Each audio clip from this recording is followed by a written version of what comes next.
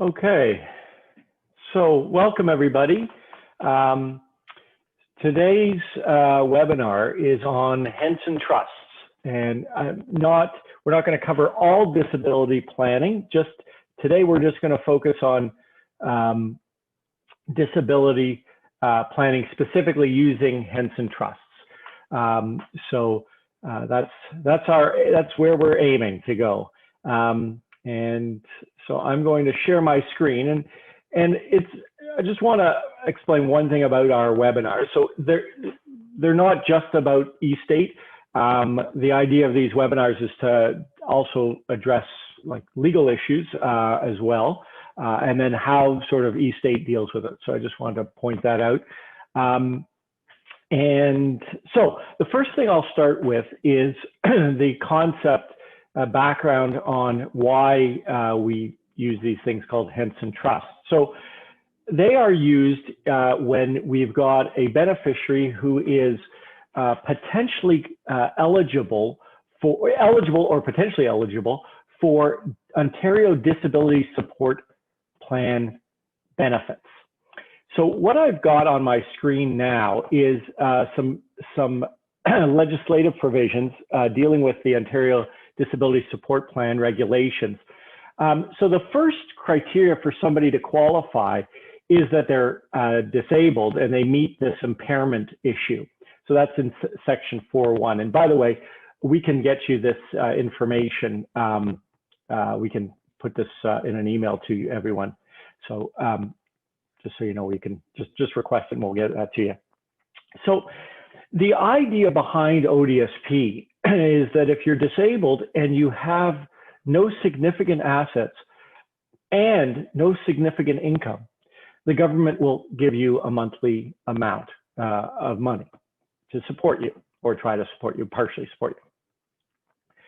So those two criteria of asset test and income test is where we come in as estate planners, because the risk, of course, is if a client inherits money from someone, it becomes their asset, and then that asset may very well disqualify them because they can't have significant assets.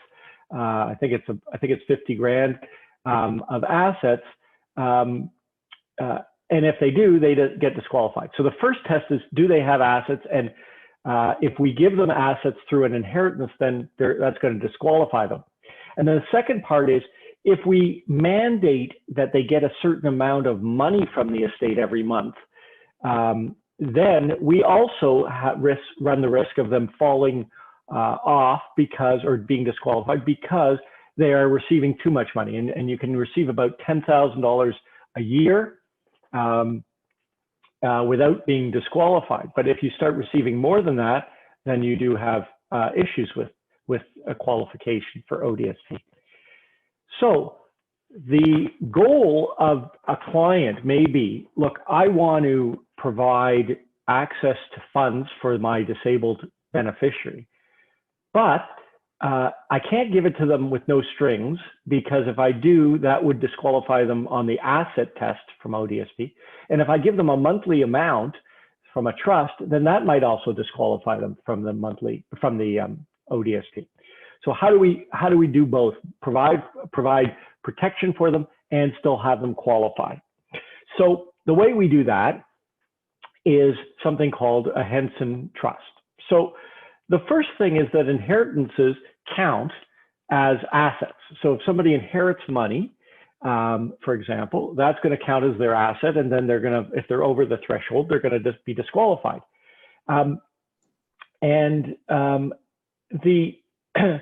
There are some exclusions from that. Okay, so there are some exceptions. So if you inherit a house that you're living in, that doesn't count as an asset for ODSP purposes. Okay, or you inherit a car and use it as a primary vehicle, that doesn't count. Okay, so there are certain exceptions.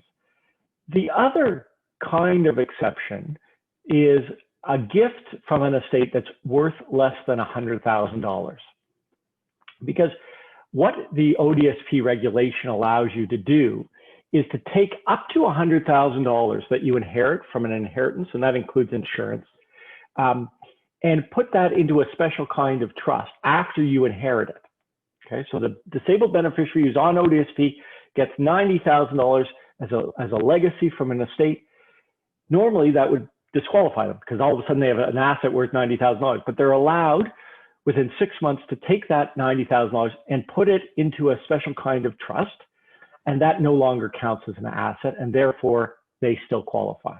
Okay, so that's a special kind, what I call an ODSP trust, but that's only available if the money is inherited and it's less than $100,000.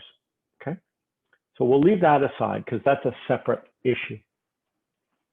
What happens though if you want to inherit a lot, you want to provide for a larger amount of money to a beneficiary, but you don't want to disqualify them? And this now is the idea of a Henson Trust. So a Henson Trust is simply a fully discretionary trust. That's really all it is. It says that the beneficiary who you've named is not entitled to any amount. It's fully up to the trustee to give them something, nothing, or everything. And it's that by its nature is a discretionary trust, and that in this case called Henson was found not to count as an asset. It said, yes, you are a potential beneficiary in this fully discretionary trust, but it doesn't count as an asset. Why does it not count as an asset? Because you can't demand any money at all. You're not entitled to any money ever.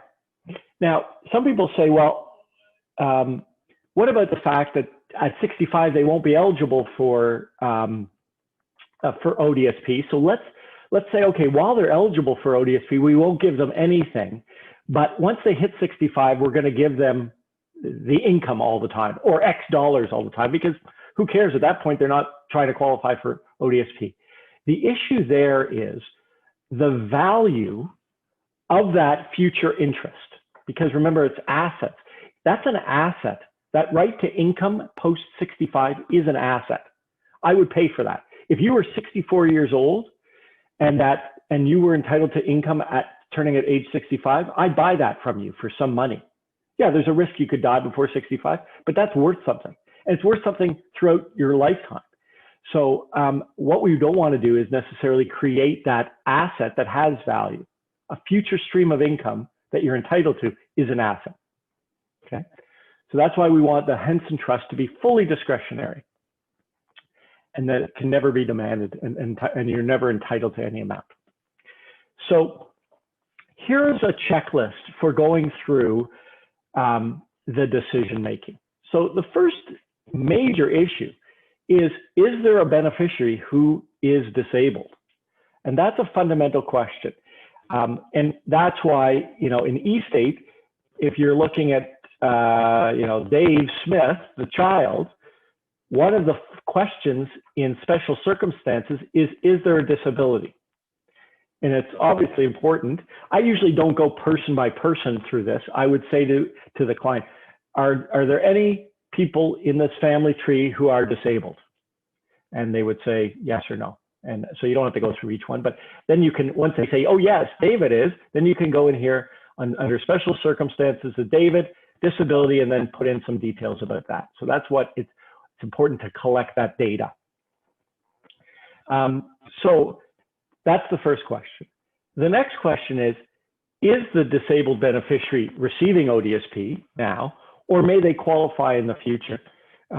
If they're never going to qualify, if their disability is such that they're not going to qualify for ODSP, then it might not be an issue at all. Okay. Is the disabled beneficiary mentally capable of managing property? Because if they are, that may give you other options. If they're not, that might limit the options. Because if they can't handle their own money, then probably a trust is indicated in any event, whether they're on ODSP or not. Then if the answer is yes to that they are capable, well, then you can think about absolute gifts for certain kinds of gifts. A home, for example, cars, funds that they can spend immediately. If they need a new wheelchair right away, and they're going to get that money and spend it right away, because disability-related expenses don't count against the $10,000 threshold. So that's another kind of issue, and we'll leave that aside for a second because it can get complicated.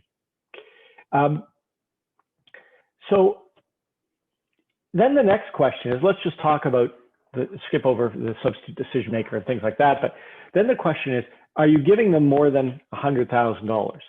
Because if the plan is to give them more than $100,000, then you can't rely on this ODSP trust that allows them to create it after death. A Henson Trust, you can't take assets, just to make this clear, you can't inherit $1 million, give it all, get that $1 million, give it all away, and then say, I qualify for ODSP now. Or take all that $1 million and put it into a fully discretionary trust and say, oh, look, now I don't have anything, it's all in a fully discretionary trust. That is against the rules. You can't give away assets in order to qualify for ODSP. So that's why you can't fix this problem after death. You can't say, oh, we're not going to create a Henson Trust now because we'll just give them the money, and then, yeah, when they inherit, they can create their own Henson Trust. That doesn't work, okay? Unless they don't tell anybody, but they pretty much have to. So once you're giving them more than $100,000, that's when a Henson Trust is indicated. Even less than $100,000 is a bit of a risk because the capital could grow to more than $100,000. So it's not the greatest solution. So once we've come to the determination that, okay, we might want to consider a Henson Trust, let's then go to the factors that we're going to think about. So the first thing is whether there's really enough money here that they don't have to be on ODSP. I mean, living on ODSP is not easy. It's like $1,000 in that range a month. To live on that is very difficult and might not be what the client wants, right? So in that case, then maybe a Henson Trust doesn't make sense. If there's enough money that they're going to be looked after, they don't need to rely on government assistance, that's fine. One of the major benefits of ODSP is not so much the monthly amount, but it's the access to it, covered drugs and medication that many people are interested in. So sorry about those things. I wish I could turn them off. I'm sure there's a way, but so what about the Henson Trust? So let's say we're planning for James and he says, well, I want to leave my money to my two kids, Cleo and Dave. Dave, as we saw, is disabled. So we've filled in this part that Dave is disabled. So eState is going to know that that's the case. And so you talk to James and you say, okay, well, you can there's a few options here. One, you could just not care that he's disabled and he's on ODSP, and that's fine. He's going to give him the money and then he'll be off ODSP and that'll be the end of it. But at least he'll have the money and he won't have to worry about that. Or we use this idea of a Henson Trust. So we say in a Henson Trust, I'll just sort of draft it out for you. Here's the 50% going to Dave, okay? And we'd say, okay, so for Dave, we want this trust. So the way it would work is he'd be the sole beneficiary. You can pick who's going to be in charge of that trust. Maybe you're okay with the same as the executors. Maybe you want somebody different to be the, I keep moving my thing around, to be the trustee. Maybe you're okay with the sister. That might not be a great idea. Maybe you want a trust company, as the trustee of the Henson Trust. So that's the first thing. Like any trust, we need a trustee. The duration. So there are a few key elements about a Henson Trust. The first is, in my view, it has to run for the rest of the disabled beneficiary's lifetime. It can't be an age, because if it's an age, that means it vests in them at a certain age, which means it's an asset. Even though they don't have their hands on it yet, it is worth something. Think about what you would pay if somebody was going to inherit all the money at 25 and they were 20, what you would pay them for that interest. You pay them money for that because it's going to come down the pike in all likelihood. That's why we can't do that. So we're going to pick duration. It's going to be the death of the beneficiary. We're not going to allow any mandatory payments. By definition, in my view, if you build in any kind of mandatory payments, that is an asset. It may also be a payment that they're going to receive that would throw them over the income test. So not only is it an asset because they're entitled to it, but it's also a receipt of income while they're on ODSP, which the threshold is 10 grand. So if they receive more than that, they're going to get kicked off. And the last thing that you want to have as a component is that it's unlimited discretion. You technically don't have to have unlimited discretion for a Henson Trust, in my view, but typically we do. We don't want to put any discretion on, we don't want to limit the discretion of the trustee. The real key is that they're not entitled to anything while they're alive. And then you can figure out whatever gift over if there's anything left in the trust when they die. So that's how you create a Henson Trust. Now, nowhere in eState do you see, in that when you're creating this, oh, this is a Henson Trust, except when you generate the document. When you generate the document, what's going to happen is that eState is going to recognize that is a trust to a beneficiary, fully discretionary trust to a beneficiary who's disabled. So it's going to put in all of the language that we're familiar with for ODSP. And so I'll just show you that. So this is James's will, and I'm just going to blow it up so you can see, and I'll go to the Henson Trust provisions, which were in the residue. If you recall, we had the Henson Trust, we had 50% going to in the Henson Trust. So here is the Henson Trust. So it says, to set aside segment 1. I think, can you guys?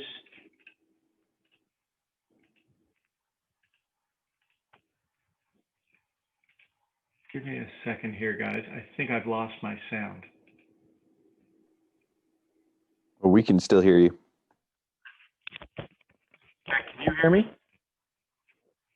Yep. Okay. Yes, we can hear you. Okay, good. Sorry, yes, I lost one of my earplugs died. So here's the Henson Trust. So it says set aside that segment, and Royal Trust is going to be the trustee, transfer to Royal Trust. So and hold it until the death of Dave Smith. The income is going to be fully discretionary, but here's the problem. We know that after 21 years of accumulating income, so 21 years after this trust is created, if we keep adding to the capital from the income, we can't do it anymore after 21 years. So we need to pay that out to someone. And if we hit that date, now we may never hit that date. It's probably unlikely we're ever going to have this problem. But we can't allow it to be a potential problem. So we have to give that to someone after 21 years who's not Dave. So what eState does is that it's something to talk to the client about. We have to give it to someone other than Dave. And what I typically say is, okay, among my other issue, other than Dave, then alive, in such proportions of discretionary, you can do it any way you want. But the reason that's in there is if we're going along and it's generating 100 grand a year in income, well, we can't pay it out to Dave if we want him to stay on ODSP. And so we got to accumulate, but at 21 years, we got to do something with it. And if we do nothing with it, we got a problem. So, and we can't give it to Dave automatically. We can't say it shall vest in Dave because then he has a vested interest in this income. So that's why we do it this way. And then what I typically build in is if we're picking people in 2.2.1, then if nobody's alive, I still don't want it to go to Dave Smith. So I'm just going to say if nobody's alive in that scenario, and if you still choose not to pay it to Dave, then pay it to charity. What's likely going to happen is if you get to that point, they're going to pay the income to Dave and say, the hell with ODSP. But if they don't, we don't want it to be bound to do that. That's the point. And then we have the capital. It's fully discretionary again. These are the two clauses that you often see in a Henson Trust, and they come straight from the Henson decision. So that's why we use it. And we just say that none of the income vests in him, and you have full discretion to that will maximize the benefits that he would receive. And I don't like to play around too much with this wording because I know it worked in the Henson case and it was accepted. So I don't like to get too creative with these two clauses in a Henson Trust, because if I start changing the wording and a court says, well, this is different than Henson, I don't want to do that. So that's why, and I think the wording is fine. So I don't have a problem with it. And that's what will populate in eState. So that's what a Henson Trust looks like. Yes, thank you about that. That's good. So yeah, so that's that's how a Henson Trust works, and that's how it gets drafted. So the idea then again is that the stay would still qualify, assuming he qualifies for other reasons, still qualify for ODSP. All right. So let's open the floor now to anyone who has any questions.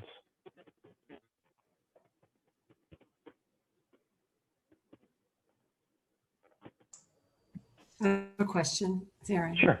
Yeah. What would happen if the child is, let's say, 10 years old when the Henson Trust starts? Yeah.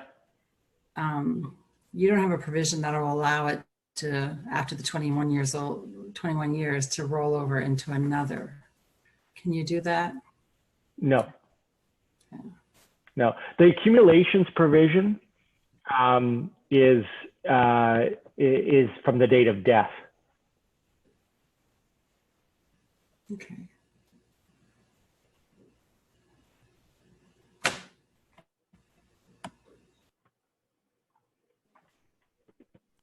A bit of a dumb question here, Jordy. I bet not. Go ahead. You can use a Henson Trust with an individual, even if the individual, for whatever reason, did not qualify for ODSP, right? Right, for sure. Like the idea is, it's really the flexibility. If they don't qualify, well, then the trustee could spend any amount at any time, and it's still fully discretionary, but maybe much more liberal about giving out money. And you know, you can't sort of say, well, if they're on ODSP, do this, and if they're not on ODSP, do that, because then they're giving up a benefit that they're entitled to, or getting rid of an asset that they might otherwise be entitled to, which prevents them from qualifying for ODSP. So, but what you could do is use a letter behind that says, a memo to the trustee that says, you know, use the Henson Trust if my child's on ODSP, but be very liberal, or I encourage you to give them lots of money, or turn it all over to them if they're not disabled when they, you know, at the time, you know, if they have a disability, just give it all to them, which is you're entitled to. So that's how I would deal with that. Jordy, on the population of the beneficiary of the accumulated funds, are you going to be putting that in the drop-down menus when you're typing it into the will? Yeah. This part, you mean? Yeah. Yes. Yeah. Perfect. For sure. Yeah, we have that. Right now, not yet, but it's on our list for sure. Any of these things that you have to do manually is on our list. Right. Yeah. Jordy, it's Teresa. Yeah. Okay, so when you said that you can do the letter to the trustees to pay it out, I have done in the past indicated that the distribution date is the date of death of the child, of course, or such earlier date as my trustee deems appropriate. That wouldn't impact the discretionary nature of the Henson Trust, would it? No, I don't think so. I don't think so. I'd prefer not to use that date because I'd rather just use the encroachment power. But I don't think it's a problem. I'd have to. Yeah, because the statement is as the trustees deem. Yeah, I think I don't. I don't see why that's a problem. To be honest with you, from a Henson Trust point of view. Because it is still fully discretionary. And then you'd say if they do terminate earlier, it goes to Dave Smith, or it's discretionary at that point too, or what you would say? Well, I guess it would depend on the situation. Yeah. Usually it's exactly as you say, that they're no longer disabled or they feel like they can manage the money now, or for whatever reason the trustee thinks that it's makes sense to pay out. Right. Sometimes it might go to another trust, or it might be paid out absolutely, but Right. that doesn't impact what you were saying earlier about the valuation of that as an asset. Yeah, I don't think, because it's not within that control. So I don't see. Okay. Yeah, off the top of my head, I don't see a problem with that, to be honest with you. And what about the GRE impact on these discretionary trusts? Do we have a GRE issue that we also have to? Well, the estate is a GRE, so this can't be a GRE. So you've got that's a graduated rate estate, and so yeah, I don't think there's. It's just how quickly do you set this trust up? You probably don't set it up that quickly, and you take advantage of the graduated rates in those first 3 years. But once you set it up, it's not part of the GRE anymore, for sure. Isn't there a exception for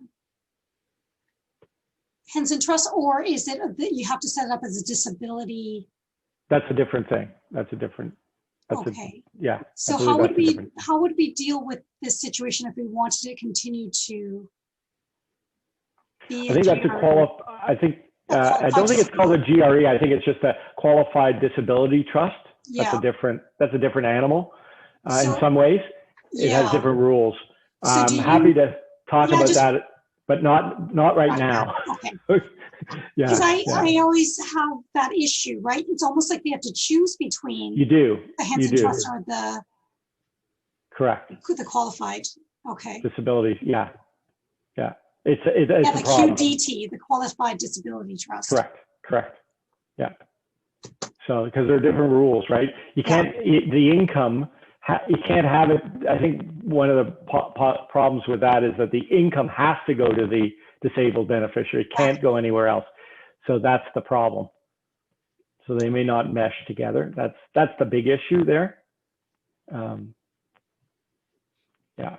And do you just ask your client which issue is more important to them, and decide whether to do the Henson or the QDT? Yeah. I would typically do the Henson Trust because but for sure, if the disability isn't a big issue, then we would do a different kind of trust. But I don't want to get too deep into that because it's a whole different decision-making tree. Okay. All right. Another day, I promise. Yeah, promise. Jordy, I've got clients where multiple testators are creating a Henson Trust for one beneficiary, but only one trust can qualify for the Qualified Disability Trust taxation. Right.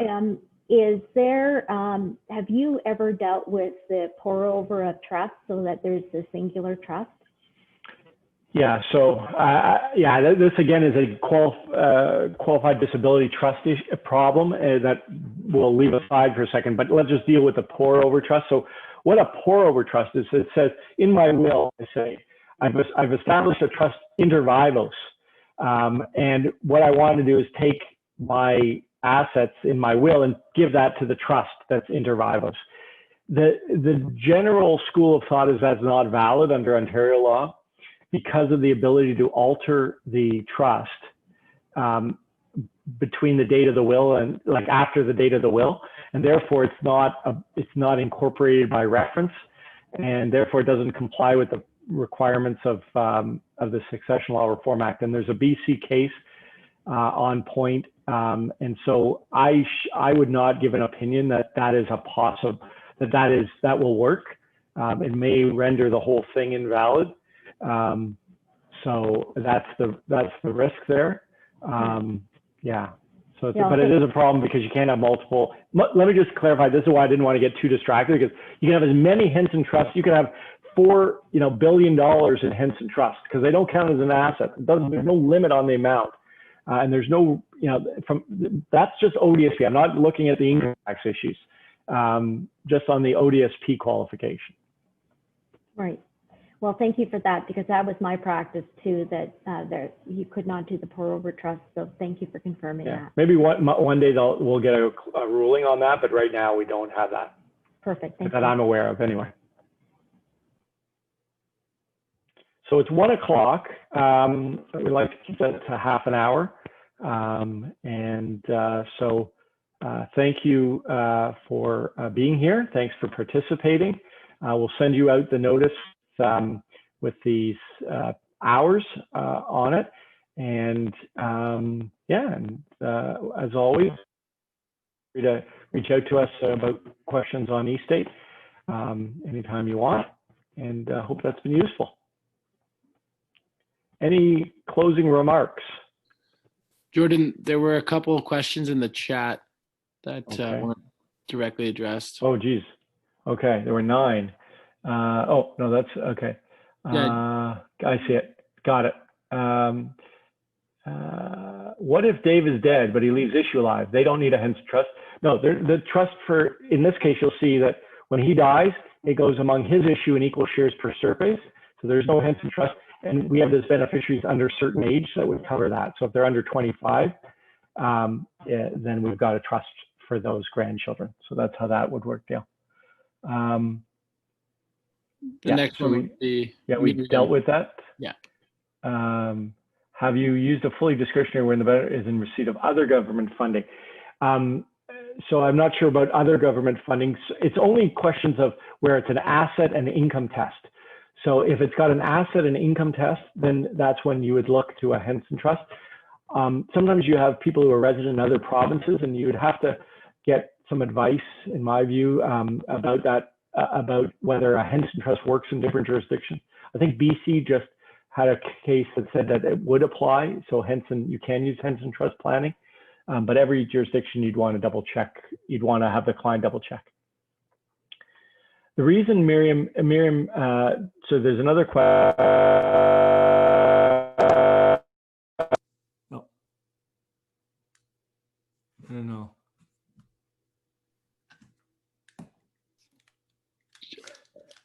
Hang on. We can still hear you, Jordy.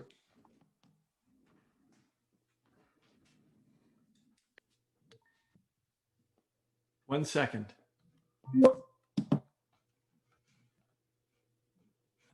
Let me just go here for a moment. So let's go there. And can anybody hear me right now?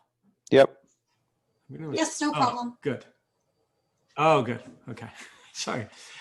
Somebody asked, why not just build in a mandatory payment of less than $10,000? Because if that's the threshold, then they can get up to $10,000.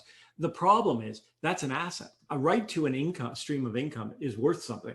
And I bet you that's worth more than 100 grand, depending on how old you are. If you were getting $10,000 a year and you were, 21 and you're going to get it till 65, I'd pay some money for that.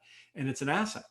So if it's worth more than 50 grand, I would be disqualified. So that's why you don't use a mandatory payment there.